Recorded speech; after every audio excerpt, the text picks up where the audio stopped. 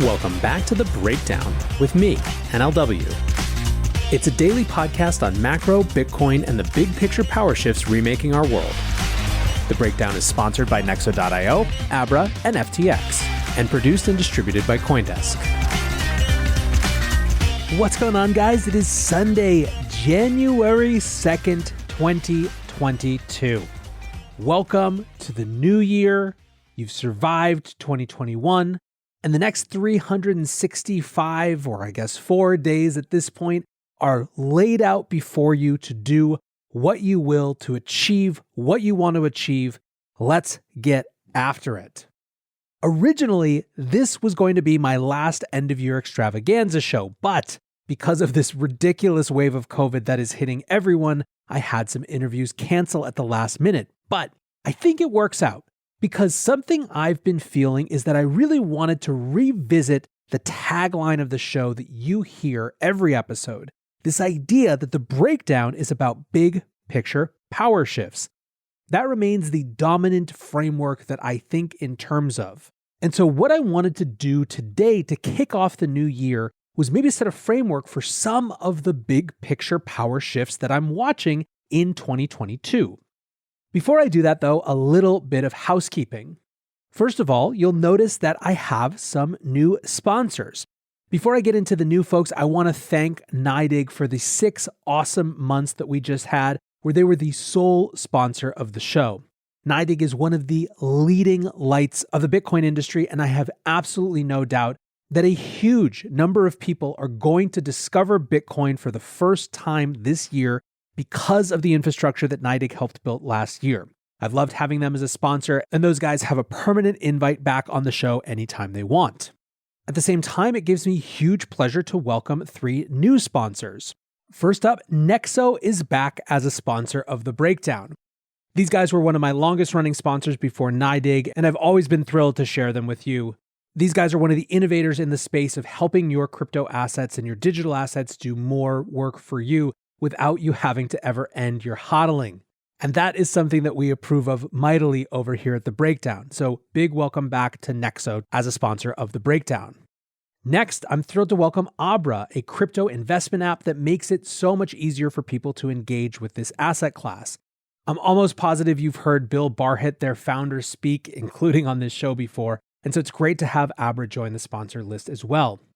Finally, I'm excited to welcome FTX as a sponsor of The Breakdown. Those of you guys who listen to me regularly know that in addition to hosting The Breakdown, I work with FTX on their marketing. This is a company that I have a lot of confidence in, not only in terms of what it does in the crypto industry, but also in terms of its mission orientation and its determination to leave the world a better place than it found it. There will be a lot more of a chance to talk about each of these sponsors in the days and weeks to come, but for now, welcome to the show. Finally, before we get into our main topic, if you want to join the Breakdown community and help the show, there are 2 things you can do. First, ratings and reviews on Apple or Spotify or wherever you can rate and review podcasts make a huge difference, helps new people discover the show. Really, really appreciate it every time you guys do that. Second, we have a growing and really fun dynamic community of people on Discord. The Breakers Discord is listed in the show notes. It's on my Twitter profile at NLW, and we would love to see you there. But let's now get into the meat of this show. 12 power shifts I'm watching in 2022. And we start with number 1, the Fed versus the stock market. Last year, the dominant conversation in macroeconomics was about inflation. It was about whether the Fed would be able to stick with this idea of inflation being transitory and something that they could just wait out, or whether they would have to reverse dovish monetary policy. The stock market was taking the other side of the Fed's bet. Basically, throughout the year, and especially after May, really said, we don't believe that you're going to be able to keep this cheap money train going forever. By the end of the year, of course, it looked like the stock market's assessment of things was correct, as the Fed had shifted away entirely from the language of transitory and was preparing markets for not only an accelerated taper of asset purchases, but also of the potential for 3 rate hikes in 2022. Now, the question and why I view this as a power battle that I'm watching is that I think the stock market likes that the Fed isn't completely letting inflation run hot, but also might have a counter reaction if the Fed goes too hawkish too fast. This is, of course, the Goldilocks challenge for Jerome Powell and co., and they think it's going to be a defining issue of markets for 2022. Speaking of defining issues of 2022, second on the power shift that I'm watching comes in the form of US midterm elections. There are a couple dimensions to this I want to explore. First of all, it's very common when one party pushes out the other in the presidential to have a counterlash in the midterm elections and to see the party that was pushed out regain some ground. Democrats have had a hard time pushing their agenda through. Build Back Better still isn't clear about what's actually going to make it into law, and all in all, it's a very stalematey moment that feels like it could swing in the Republicans' direction. In this, though, one of the things that I am watching most closely is how the crypto industry will or won't play a role. The crypto industry had something of a political awakening last year when it realized that it might need to use its considerable voice, its considerable organizing capacity, and frankly, its considerable wealth to try to shape the political discourse around issues that matter to it. We're already seeing candidates take on the crypto mantle from both sides of the aisle, and one of the predictions that you heard a couple of times in my end-of-year extravaganza was that we were going to see fundraising DAOs as a major feature of this election cycle. If we do, it might signal a power shift not only in terms of who's in power, but in terms of how that power is meted out. Number 3, stablecoins versus CBDCs. This goes back to something I spent a lot of time at the end of last year reflecting on.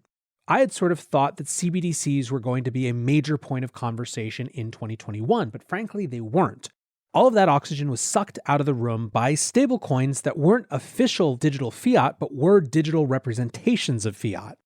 If you look at how much the leading actual central bank digital currency, China's digital yuan, is used versus something like Tether, it's not even in the same orbit.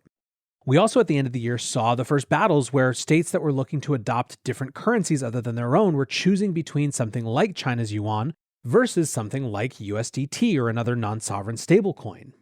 And then, of course, there's the US, where the president's working group on stablecoins was effectively grappling with how to deal with the fact that this technology was clearly something that had product market fit and that people wanted, with their own plans or ambitions or even considerations of a digital dollar. I think this battle is going to be something that plays out a lot more this year. Speaking of dollars and battles, number 4 on this Power Shifts I'm watching list is not a new one, but it's something that seems to be coming to a head. It's China and Russia versus the dollar. These are the economies that have the biggest entrenched interest in moving the world off of a US dollar-based system.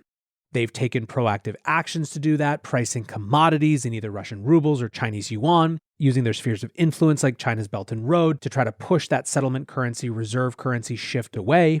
But the dollar is a hard monarch to dethrone. And I wonder to what extent digital dollars in the form of things like USDC and USDT actually give the dollar a new edge to compete on against this geopolitical pressure.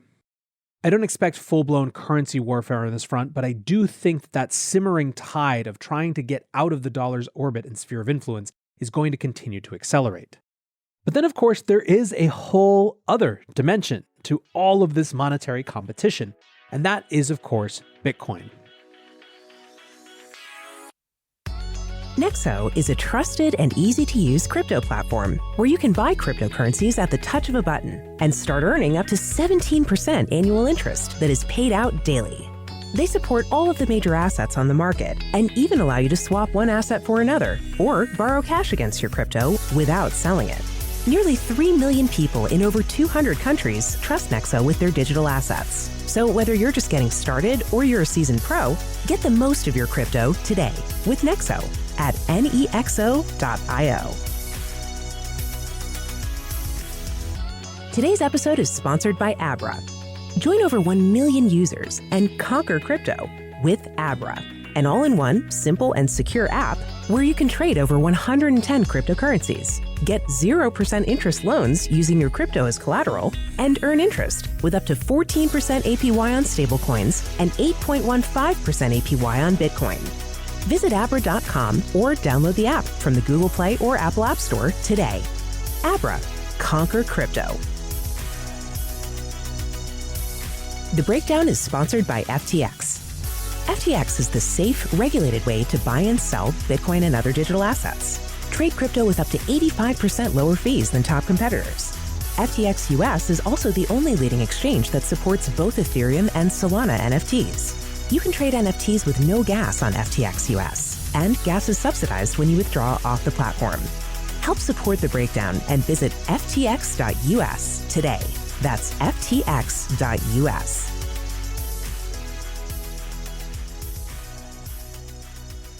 Number 5 on my list of power shifts I'm watching is Bitcoin versus fiat. Now, there are a lot of possible legacies of the El Salvador Bitcoin experiment, and we won't know how it influences the rest of the world for a while to come yet. But it is notable that for the first time in 2021, a sovereign nation chose to make this non-sovereign, uncontrollable currency legal tender. That is as power shifty gets, and I am watching carefully to see how this plays out in 2022. What are the other countries considering making that same game theoretical move? Are there central banks who, even if not interested in replacing their fiat currencies, are thinking about putting Bitcoin on the books? I'm not even going to go much deeper on this because I think it's going to be such a recurring theme this year, but you can't deny that Bitcoin versus fiat is lurking as one of the biggest potential power shifts of the year and beyond. Speaking of Bitcoin in El Salvador, I asked folks on my Twitter what they thought I should include in these big picture power shifts I'm watching next year, and one that stood out was the IMF versus El Salvador, or really the IMF versus Bitcoin bonds. So you'll remember El Salvador reached out to the IMF and the World Bank in the wake of their Bitcoin legal tender decision and tried to get their help with implementation and other issues only to be rebuffed. A few months later, when it was time for El Salvador to negotiate another loan from the IMF, they instead chose to sell Bitcoin-backed bonds.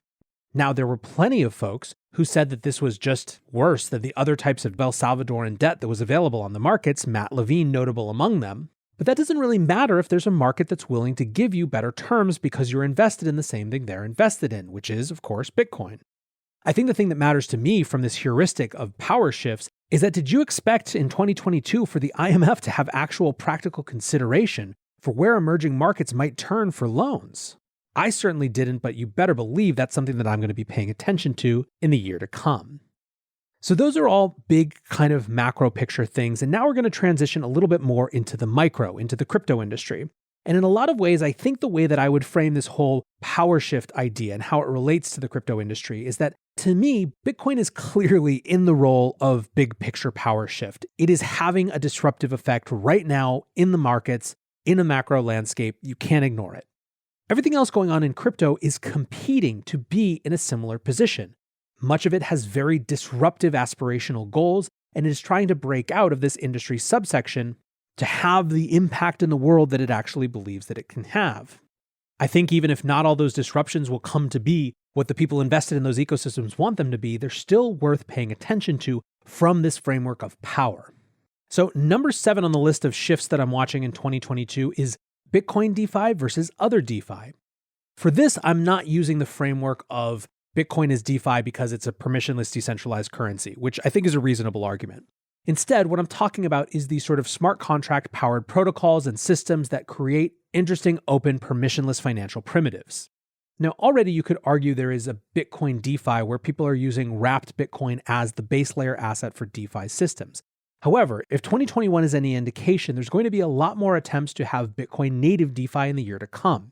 First, Taproot expands some of the capacities we have for that. Second, there are already protocols building some of this sort of functionality on Bitcoin like Stacks.